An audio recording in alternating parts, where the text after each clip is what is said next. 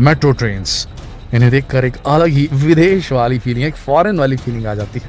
हमारे देश में भी हम सब चाहते हैं कि मेट्रो ट्रेनें चलें। जब दिल्ली की मेट्रो शुरू हुई थी तो दिल्ली वालों के वाह क्या कहने थे, उन्हें एकदम फॉरेन वाली फीलिंग आ रही थी। इतनी स्पीड से चलने वाली मेट्रो ट्रेन्स को भारत में कौन नहीं दौड़ता देखना चाहता। लेकिन कुछ चीज़ें देखिए, जो हमारी पारंपरिक ट्रेन जो होती है ना, वो एक सीमित गति में चलती है, लेकिन मेट्रो ट्रेन जो होती है वो काफ़ी हाई स्पीड ट्रेन होती है। और उसके लिए अगर आप क्रॉसिंग्स बनाएंगे और वहाँ पर लोगों को खड़ा करेंगे, उसके बाद ट्रेन वहाँ से निकलेगी, ये वाला सिस्टम अगर करेंगे तो बड़ी मुश्किल हो जाएगी। हाई स्पीड ट्रेन की जो गति होती है उसकी वजह से उसे तुरंत रोकना या तुरंत उस गति तक पहुँचाना थोड़ा मुश्किल होता है। तो बार बार रुक करके अगर मेट्रो ट्रेन चलेगी तो उससे काफ़ी नुकसान होता है फ्यूल का और इधर उधर का भी।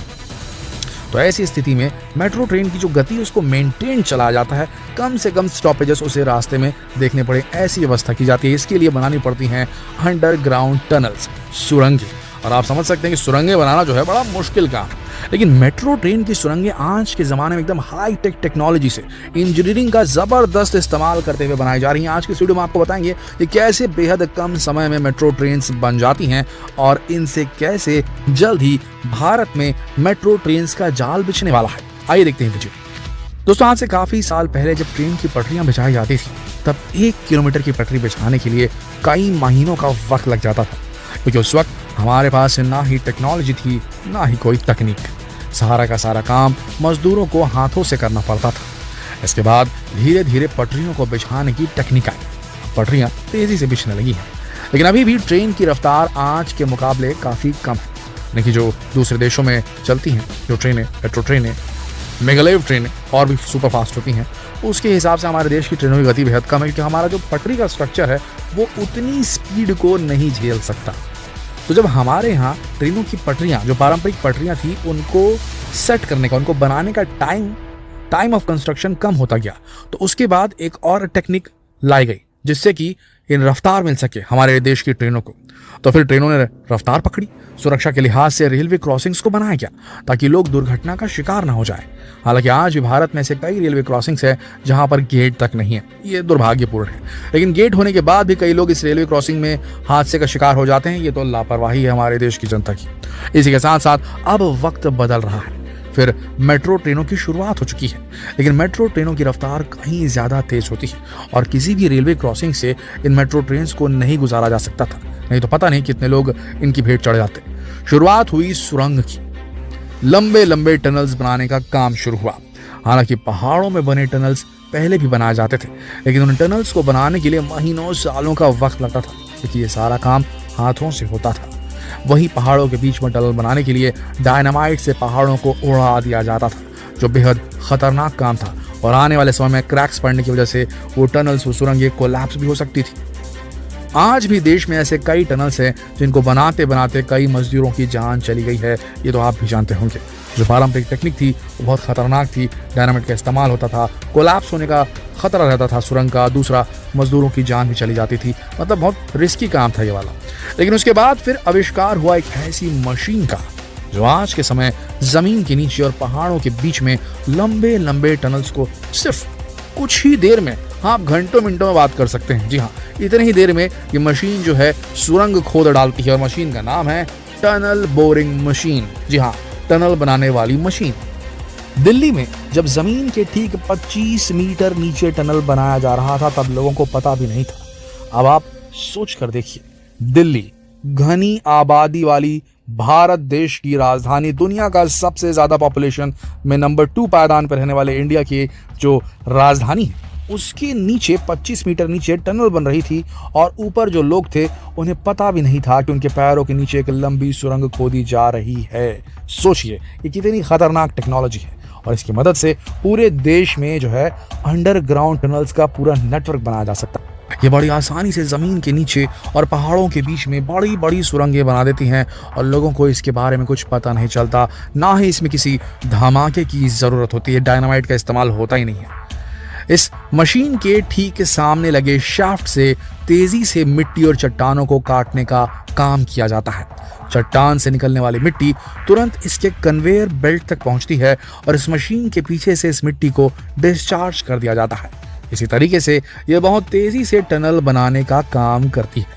आज इस मशीन का इस्तेमाल करके देश भर में कई टनल्स बनाए जा रहे हैं, क्योंकि अब पुरानी ट्रेन को बाय बाय करने का समय आ चुका है। आज के समय हाई स्पीड ट्रेनों पर काम किए जा रहे हैं और शायद आने वाले सालों में आपको पूरे देश में मेट्रो की तर्ज पर तेज रफ्तार ट्रेनें दौड़ती हुई दिखाई दे सकती हैं। इसी वजह से देश भर में ही नहीं बल्कि पूरी दुनिया में तेजी से टनल्स बनाए जा रहे हैं। सबसे बड़ी बात यह कि मशीन आज के समय सिर्फ मेट्रो ट्रेनों के लिए सुरंग बनाने का काम नहीं कर रही, बल्कि इलॉन मस्क की कंपनी द बोरिंग कंपनी एक बिल्कुल नया आइडिया पर काम कर रही है। द बोरिंग कंपनी नाम की एक कंपनी बनाई है इलॉन मस्क ने। आज से पहले इलॉन मस्क की the boring company San Francisco, America का एक शहर है, सैन फ्रांसिस्को के एरिया में सीवर, गटर जो होती है, सीवर खोदने का काम करती थी। लेकिन अब इलॉन मस्क एक बिल्कुल नए प्रोजेक्ट पर काम कर रहे हैं। उन्होंने जमीन के नीचे एक ऐसा टनल बनाने का काम शुरू किया है जिसमें सिर्फ और सिर्फ इलेक्ट्रिक गाड़ियां ही दौड़ेंगी। सबसे बड़ी बात यह कि इन गाड़ियों को चलाने के लिए किसी ड्राइवर की जरूरत नहीं होगी, बल्कि जो भी इलेक्ट्रिक कार जैसे ही इस चैनल के अंदर एंटर करेगी, उसमें लगे गाइडेड व्हील खुद ब खुद लोगों को उनके डेस्टिनेशन तक पहुंचा देंगे। आज के समय इस टनल को कैलिफोर्निया में बनाया जा रहा है। यह टनल जमीन से करीब 9 मीटर नीचे होगी।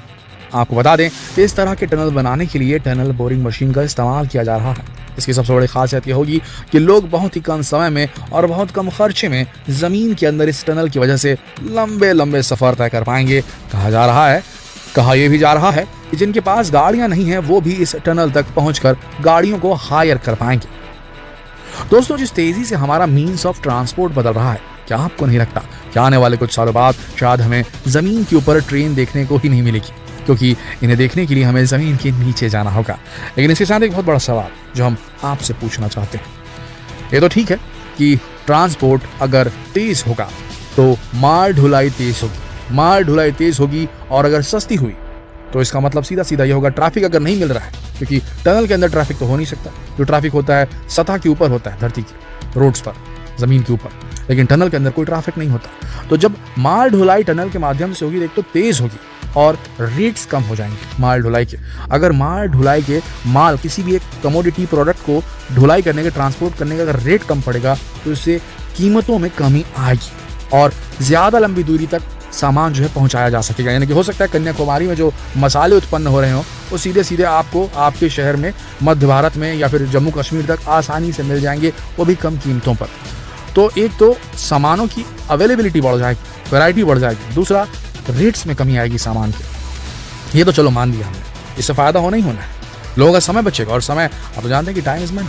लेकिन सबसे बड़ी बात, क्या हम इंसान जो हैं धरती का ज़्यादा से ज़्यादा दोहन नहीं कर रहे हैं? क्या हम इंसान जो हैं पूरी तरीके से पृथ्वी को खोखला तो नहीं बना रहे हैं टनल खोद कर अपने ट्रांसपोर्टेशन को बढ़ाने के लिए? क्या ये पृथ्वी वाकई उस ओर बढ़ रही है जहां पर हम इंसान इस पृथ्वी की हर एक संपदा का इस कदर उपयोग कर देंगे कि फिर इलॉन मस्क की वो बात सही साबित हो जाएगी कि हो सकता है ये पृथ्वी हमारे रहने लायक बहुत जल्द ना रह पाए और उसके बाद हमें किसी और ग्रह की ओर देखना पड़े, एक नए घर की ओर बढ़ना पड़े? क्या लगता है आपको, क्या ऐसा हो जाएगा? कमेंट करके जरूर बताएं और इस वीडियो को जितना हो सके शेयर करें फेसबुक पर, व्हाट्सएप पर, यूट्यूब पर। कल फिर मिलते हैं एक और विचारोत्तेजक वीडियो के साथ। अब तक के लिए आप सबका इस वीडियो के अंत तक बने रहने के लिए दिल से धन्यवाद।